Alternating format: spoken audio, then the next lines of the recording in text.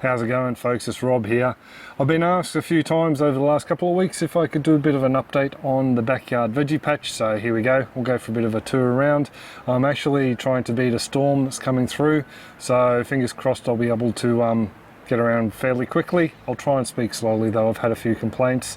Also letting you know as well, I'm a little bit fuzzy today.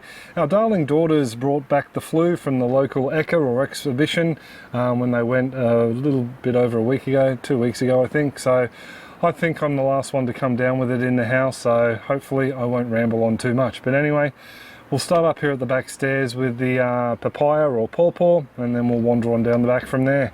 So the pawpaw is doing fairly well. As you can see, there's loads of small fruit forming up there. I've actually been feeding it up a little bit better, a little bit more regularly I should say, just using some liquid fertilizers, and I also actually dosed it up with a potassium seaweed mix as well, just because, you know, any fruiting plant does need a little bit more potassium than others.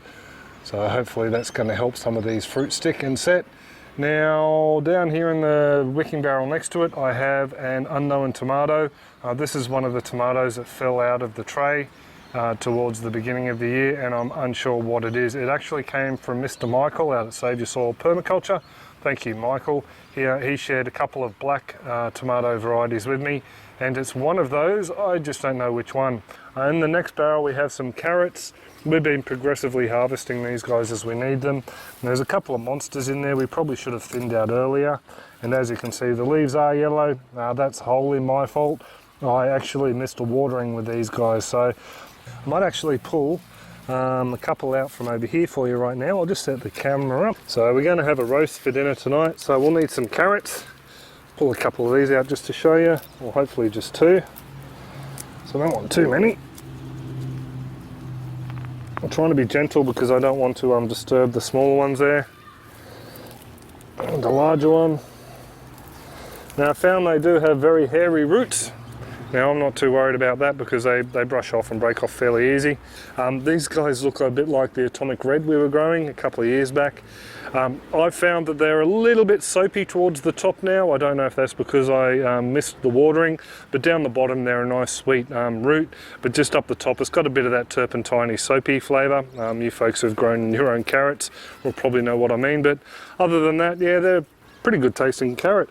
I'll just stick these guys aside and yeah, they can go up for dinner. In the middle of the backyard here, we have this small powder blue blueberry I showed you in a clip the other week.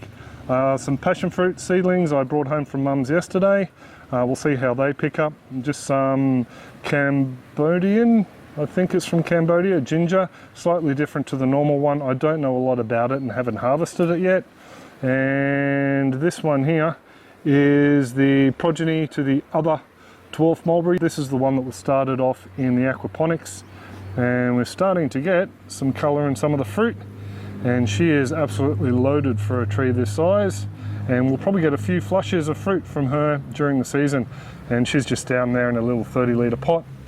Down here we have a couple of water chestnuts ready for the next season.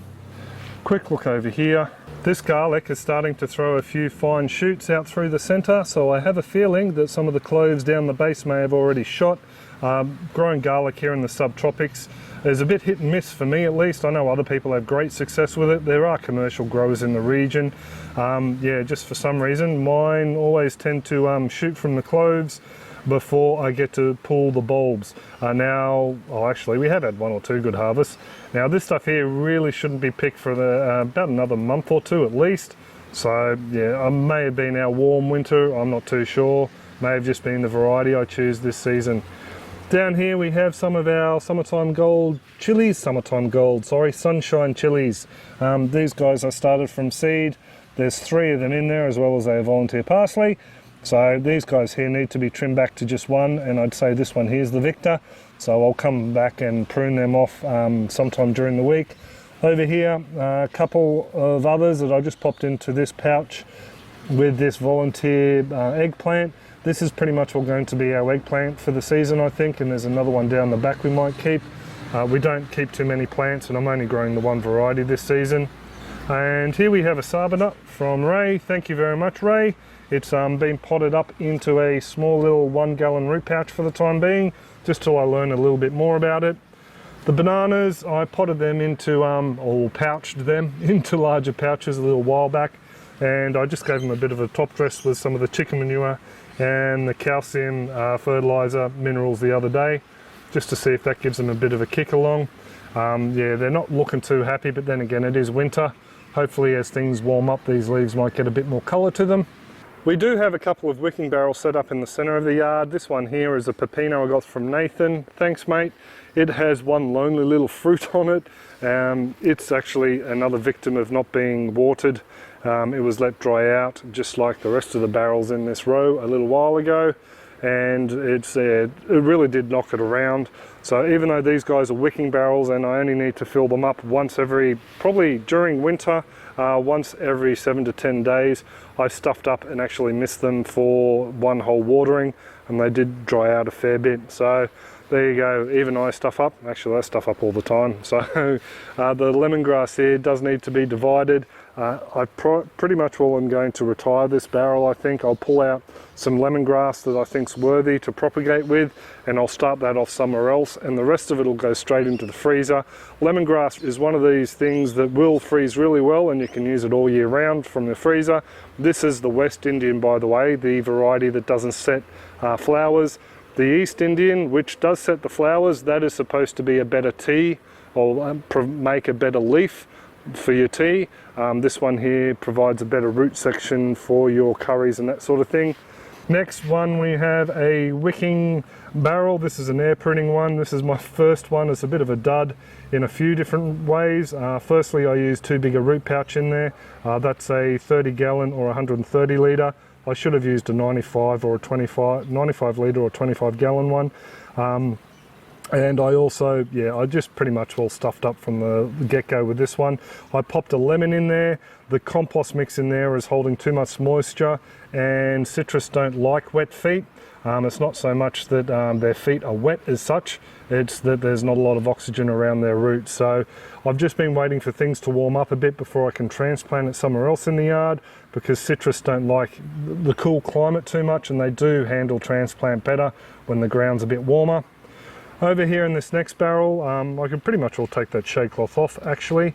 It was just protecting a couple of transplants just through some hot days we had. I got some strawberries down here. I transplanted in from some root pouches. Just a red shallot that was excess to my needs one night. I just decided to pop it in there, let it go. And here we have what I think is a Werrikawai dwarf tomato. This is a first generation volunteer from our own seeds. It actually came out from one of the wicking beds under the hoop house structure, and I transplanted it in there a little bit over a week or so ago, and it looks to have bounced back all right. And what I will be doing is making a bit of a structure around this, using some black bamboo I got from some Patreon friends. I'll just grab it and show you. Thank you, RJ and daughter. They dropped this around, some nice lengths of black bamboo, and I'm going to be using that over some Rio rod in the ground just to make a bit of a structure to hang some fruit fly proof insect netting, and just to stop any of the blighters getting in there and blowing the fruit. I'll just give you a quick look down here. The pumpkin is still going. We have a couple of small fruits set under all that mess there, and we also have one fruit over there just between those two wicking barrels. The pigeon pea out the back here, I showed some in an earlier clip I shot the other day. This stuff here is doing really well too. There's loads of green pods on it. We don't like them green. I know a lot of people tell us we're crazy, but we prefer them when they're dried out. We still really need to hook into the ones we've already harvested. This Tahitian lime has loads of fruit on it. It's totally blown me away. Posted a clip a while back now on this. We're still getting flowers form on there. And just the amount of small fruit, I know not all of them are going to stick, but you'll probably, out of a group like that, what's there, probably about 6 or 7 if the camera will focus. Out of a group like that, you might get 1 or 2 that will stick. Something like this one here, where a couple have fallen off and there only looks like there's 2 fruit left. So definitely going to be swimming in limes in a couple of months' time. We already have a few that are just progressively becoming ripe through the season, so we'll nip them off as we want them. The arrowroot was hit pretty hard with the cooler weather, but I'm sure it will start to bounce back. I'm already seeing a few new green shoots down the bottom there, so fairly confident it'll come back stronger than ever. The aquaponics, well, I did a bit of a look at them the other day, just cleaning the radial flow filter. But here you can see the pak choi in the barrel system is flowered. It's looking a little bit pale. That's because the system is now run by some goldfish. I don't know if you can see them down there, but there are goldfish in there somewhere. They normally, there you go, you might be able to make them out over the back. A couple of goldfish in there.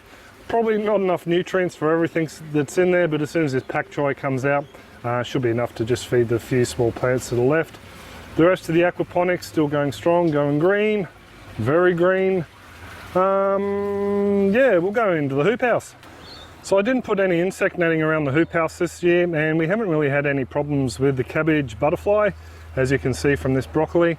This broccoli here, I don't think was sprayed with dipel, and we haven't seen the cabbage butterfly, so yeah, they just must be pretty dormant this season. This tomato had a bit of a rough start to the season, but I've trimmed off a lot of the leaders and I'm put some tomato clips on it, so hopefully I'll be able to grow it up and train it along the length of this bed. These broccoli, by the way, will be coming off tonight. There's a few more down here as well that are just coming through. They're pacing themselves, and that one there will come off tonight as well. Just down past the pumpkin stem we have the perennial leeks. Just down here you can see the parent leek. This one here I planted out, and now all these little satellite plants have come up around it. So they are a fantastic leek for us to grow in our climate. They do grow fairly well for us. And after I've opened this bed out, I don't know if you remember, it was covered with pumpkins and all sorts of things. I've opened the bed up, I've fed it up a bit, and we're starting to get a bit of size to these guys. They will grow rather large, but I pretty much will start to nip them off about that size, which is about as thick as my thumb. Over here we've got a couple of volunteer potatoes coming through. They'll be the Congo, purple Congos. And up this end we have some cauliflower. One of these cauliflowers bolted to flower fairly early, so we nipped him off. When Maya came down it was fairly dark and she lost a little side stem, so we just let him go. We won't be saving seeds from him, it'll just end up being forage for the bees. And I just noticed that we have a female pumpkin flower down there, so you never know, we might end up with more pumpkins off that mega vine. I also have a summertime gold tomato down in here. This is a first generation of the summertime gold dwarf tomatoes we grew in the aquaponics last year. We've got a mega bloom on here and a few other nice looking blooms that have opened up. So hopefully, give them a bit of a tap, we'll end up with some nice hearty meaty tomatoes. We will have to screen them from the fruit fly though, because they do like to come out round about spring and they start to hit our larger fruit. The rest of the plants in this bed, we have some French marigolds, I sprinkled those seeds in, some volunteer parsley, and also the Tagus minuta, also known as black mint, Hakute, I think it's pronounced, I probably mispronounced it, southern cone marigold, stinking Roger here in Australia. Looks a little bit like cannabis, but it's not. And the young leaves taste like a pineapple minty fresh flavour. We use it in salads, and we used it in a pasta the other night, a spinach pasta. Tasted fantastic, gives it a nice unique flavour. So the bed behind the Warrigal Greens is a bit of a polyculture bed I planted out. Up this end we'll start at the close end, we had some cauliflower and some purple onions, salad onions around the outside. Next we had some Roma tomatoes, there were 3 plants put in, a couple of sage, and then some charred or rainbow silver beet up the other end. And as you can see, the bed's filled out rather nicely. We've had a load of marigolds pop up, you might be able to make up down in there, and also 2 parsley. The flat leaf parsley has gone absolutely burko in here. Just around the side here is where I pulled out that Werrikawai tomato that you saw up in the barrel. It came up as a volunteer, and a few others have as well. I've been weeding out any other volunteers because I pretty much will just want these Romas to go. As you can see, we've got a couple of fruit set down there on the Romas already. There's one down there just under this leaf, if I can steady the camera, and another little one just forming there. So we are getting a fair few tomatoes set on these plants already. But yeah, I'm really happy with the way these guys have gone. There's some very nice hands forming down there, so hopefully we'll get a really good harvest from these guys this year. I will be putting up some insect net just for these guys, and maybe the other tomato at the end of this bed behind me here, and that one up there as well. Got to protect him as well. And then at the end of the season, all these beds are coming out, so yeah, that's why I wanted these guys in here. Romas are a fairly quick producing crop. Just up the end here, just to give you a bit of a look, the chard is doing exceptionally well. We have been harvesting this. Unfortunately, I've let it slip because we have so much greenery in the aquaponics. I've been trying to eat that out before we jump over here and munch on this stuff. Over here we have the mother of all volunteer mustard plants. We've just let this one go. It doesn't look like it wants to set seed. It's got some very strange curly growths on the leaves. We nip off a little bit of the younger leaves from the centre and toss into salads, otherwise it gets a little bit full on. Down here, just some strawberries I still need to move out and find another home for. And as you can see, I missed watering that one. He's starting to look a little bit wilty, so I'll have to hit him with the hose later. And here, this is one of the eggplants I'm thinking about saving. And the other one is this one here, which is, I think, 3, if not 4 years old now. So this plant here, we might save her. She's already got some flowers set on her. And I just saw a flea beetle there. Pesky little buggers. So yeah, I might save her. We'll just wait and see. Definitely will if this capsicum or sweet pepper jumps back into life. We definitely will keep the plants in this bed a little bit longer. My little leek wall, these are the perennial leeks. There was only about 8 or so planted in here to begin with. And yeah, they're pretty much all dividing very nicely, and they're being harvested a fair bit. I decided to start harvesting just from one side now because this bed will be coming out, and I'll just be continually harvesting until they're all gone. Down here we have the Congo, purple Congo potatoes. Actually, we might harvest a few out now. So I better make this quick or I'm not going to beat the rain. That's about as big as I've harvested them in the past, about that size. Beautiful colour on these spuds, and beautiful purple. Probably could have left them a bit longer, but you know, not bad for plants I didn't plant. And I'm going to take pity on some of these, and I will save them, and I'll pop them in little pouches. It's great to have volunteers pop up. I mean, I never dreamed I'd have volunteer potatoes pop up the way we do, and something like this is a great variety for our climate. So let's pop them to one side and I'll deal with them later. So the rest of these potatoes really should probably be harvested over the coming weeks, mainly because they've been in there for a few months now, and I don't want them to pretty much all shoot. Down here you can see some volunteer turmeric that popped up from the 2015 harvest. At the end here we have a cabbage that I should probably harvest tonight. It looks like there's a fair bit of slug damage on that, or snail damage, so I'm going to whip that off tonight. I'll give you a look at the end. We've had slugs and snails in the patch for the first time ever this past season, or the first time in noticeable numbers I should say. Down here is one of the cabbages I cut and just let go in the garden, and there's a couple of heads forming off the stem. Just wanted to show you this tomato as well. It looks fairly healthy. I've actually shown this one before in videos, I think, and definitely on Instagram and Facebook, but that's where it's growing from, a nail hole in the tin on the side of the wicking bed. It's shot out there and it looks to be doing fine. I mean, it just goes to show that nature loves giving us the finger wherever it can. This thing here, just the weight of it will eventually kill it though, I think. And it's not something I'm going to take pity on and keep, because I have a feeling it's the small little tiny red cherry tomatoes that weren't really my favourite. If it turns out to be a yellow currant, oh, I might take pity on it, but yeah, them's the breaks I suppose. Just around here we have the very sad looking pepper or capsicum garden. I've chopped a lot of them back and we're starting to see some new growth. I also fed up the containers with compost as well, and also some of the chicken fertilizer and some of the calcium rock dust, and we're getting some nice growth on there. This one here is a Jimmy Nardello over the back. We've got one fruit left on there ripening up and loads of new growth coming through. We just got smashed by the mites. Some mites came in here and destroyed these guys. So I figured no point treating them during winter, because mites tend to die off, I've noticed, during winter here.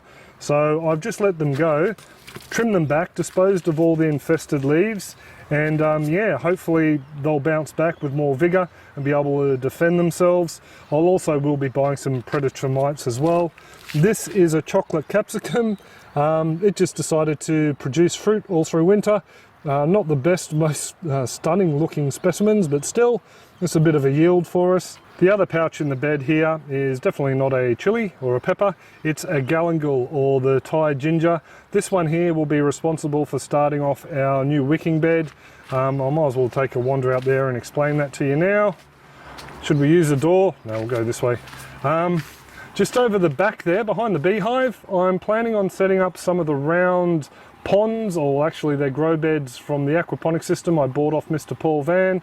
They're sitting under the house and I've decided to turn them into round wicking beds, mainly because when we renovate, everything under the house needs to come out, and I figure I might as well use them to grow some food. So I'm going to set up 2 over there. One will have ginger, one will have galangal. And yeah, hopefully we'll be able to grow some very nice produce. I have noticed that here in our climate that the ginger likes to grow in partial shade, so hopefully it'll do well there. The galangal, it never dies back here, even in winter, and I have noticed that it does handle shade fairly well, so definitely we'll be popping that over there, and also some turmeric too. Just a quick look at these sad looking wicking root pouch beds. These strawberries have actually already given us some nice sized fruit, as well as a very wonky goblin looking one. There's another one over the back there that's just ripening up. So these guys here need to go out to a more permanent place, a more permanent garden. So I'll sort that out soon. The rest of these pouches will probably just be pulled out, have some compost mixed through them and something else planted out in them. Down here we have a carrot. This is one of those atomic red looking ones, same variety that was growing at the back door, and it's gone to flower. So I'm just going to be saving this pouch because these guys put out a spectacular display, and I'd like a bit of forage around the garden for the bees and other pollinators.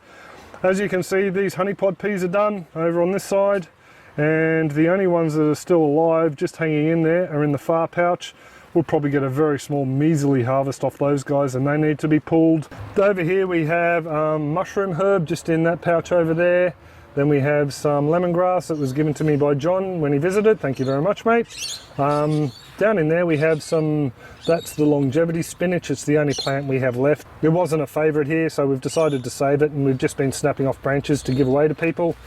In this pouch here, we have a very sad looking perennial collard that really does need to go out. It's another one of those plants that was basically started off in that dud compost, but I have fed it some fertiliser along the way. And yeah, it's outgrown the pouch. It needs to go somewhere a little bit more permanent. Down here I also have another strawberry just under there, and a bag with an Okinawan spinach in there. It was supposed to be a gift, but someone never turned up. You get that. And just here are the blue Java banana suckers just in that root pouch. They are supposed to go right underneath this tray here. I just need to go out and buy some horse manure and some other bits and pieces, and I want to feed up the ground here, some loosened hay to mulch it, and those 2 suckers will be going smack bang underneath that tray. It's starting to rain now, so I think I might have to wind this up. But anyway, warrigal greens, they're going really well, and so are the blueberries over the back there. They're doing all right. We'll have a quick look at the bees and see if they want to come out and say g'day. I doubt it, it's a little bit too cold. So there's a few bees just coming out. Yeah, definitely not very active when it's about to start to rain, and it is a little bit cooler at the moment. Just quickly, I'll just show you these guys. These are the volunteer broad ripple yellow currants, and I moved the coffee plant over here, and the coffee plant looks to have picked up a lot, so I'm actually considering potting him straight into the ground just over there, probably about a metre away from where he already is. I just want to finish off that compost in that compost cage, spread that around the area here, and then I'll plant the tree in. Oh, my volunteer lettuce in the gravel, they're doing rather well too. Some of the other ones up the side here, there we go. Some beautiful colour on these speckled red cos or romaine. Nice deep red colouring. But anyway, that's pretty much all it. It's starting to rain. I'll just get under cover, I think. So the rain's passed, but it's getting a bit dark, so we'll wrap it up now, folks.